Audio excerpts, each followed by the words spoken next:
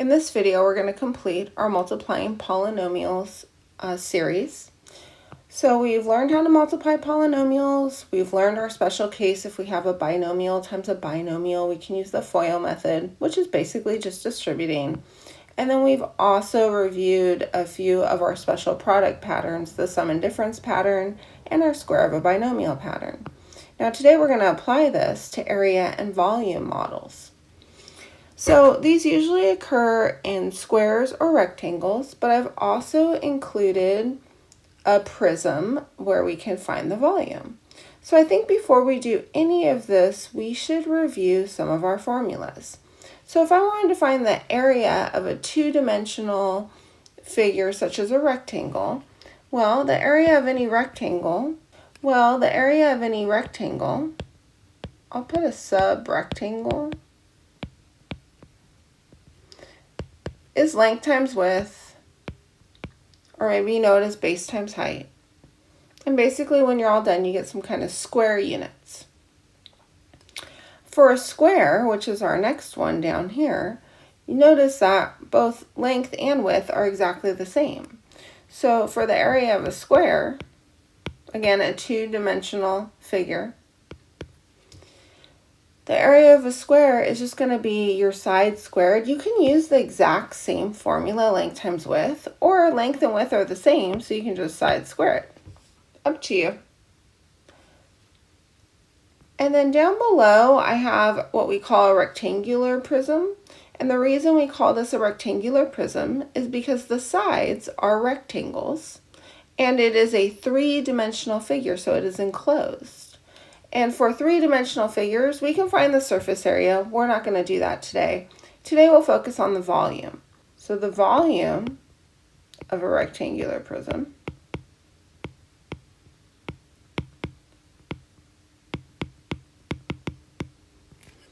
okay, well, what you're going to want to do is you're going to want to find the volume of one of the bases, right? So if I think about this base, and this actually looks like a square base, but if I make this a base, it has a length and a width. Maybe it's not a square. So you're going to want to find the area of that base. So you have to multiply length times width. And then what you want to do is you want to extend that area all the way through the entire height of this prism. So that ends up giving us the area of the base, which is length times width, times the height. So sometimes you'll see it written like this.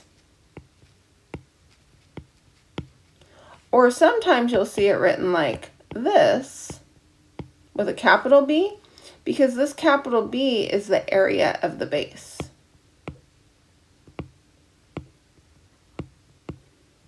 So your bases and prisms can be different things. Maybe you have a triangular prism where your base is a triangle and you're going to want to find the area of that base. And in that case, the area of a triangle is 1/2 base times height. So you're going to have a little different formula. All right, so now let's go ahead and let's read these directions. So we are going to use the area or volume model to find the product of each set of polynomials. So we'll write the dimensions of each rectangle, square, or prism. So we're going to write the dimensions for each rectangle, square, or prism. So let's do that first. So for my rectangle, my dimensions, maybe we'll call this my length, and this can be my width. So maybe my length is x plus 8, and my width is the 3x plus 5. You can put the positives in there and the negatives. Sometimes there's negatives. What's happening is they're relating the sides to each other. So if one side is x, another side might be 3 times as long as that. So that's where we got this side of this piece is x, and this side is 3 times as long. All right, so then we're going to need to find the partial products in the square or the rectangle. Don't worry about the prism. I didn't really give you that, so we'll cross that off. And record the coinciding algebraic steps to the right. Okay, so here's what we're going to do. Here's what I mean by partial products. Every rectangle here can be split up into smaller rectangles. And every rectangle, you find the area of it by multiplying the two sides, right? The length and the width. So here we have 3x times x gives us 3x squared. Moving to the right, well, we have a length of x and a width of 5, giving us 5x. Moving down to the bottom, you have, again, a length of 8 and a width of 3x, so you get 24x. And then lastly, the bottom right corner, you have a length of 8 and a width of 5, giving us a total of 40. Now, could I do that just doing the distributive property? Of course I could. So distributing x times 3x, well, that's going to give you 3x squared, right? Or if I wanted to also use the FOIL method here, sure. Outers give me 5x, inners give me 24x, for a total middle term of a positive 29x. Notice you can get that by combining these rectangles with similar terms. All right, and then our last terms are going to give us 40.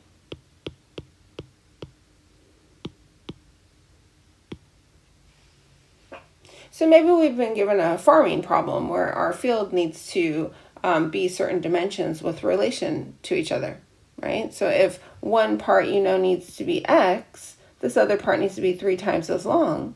Now you can set up a polynomial equation, and then you can solve it based on what it is you need to plant or how many people you need to feed. All right, so moving on to our square example. So this time, both length and width are exactly x plus 9. So I will label it as x plus 9 and x plus 9. Finding our partial products, well, our first top left rectangle is x times x, so that is x squared. Moving to the right, we've got a length of x and a width of 9, so giving us 9x.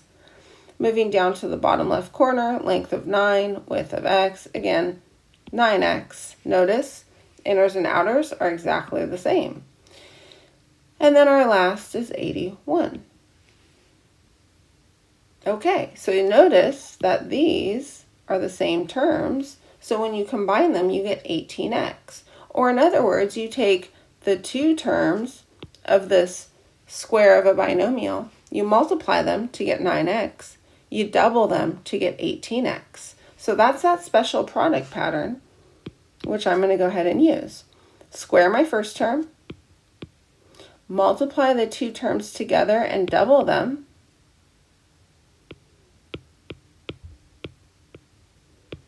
and then square the last term, which gives me x squared plus 18x plus 81. And again, you can check it by looking at your area model to the left.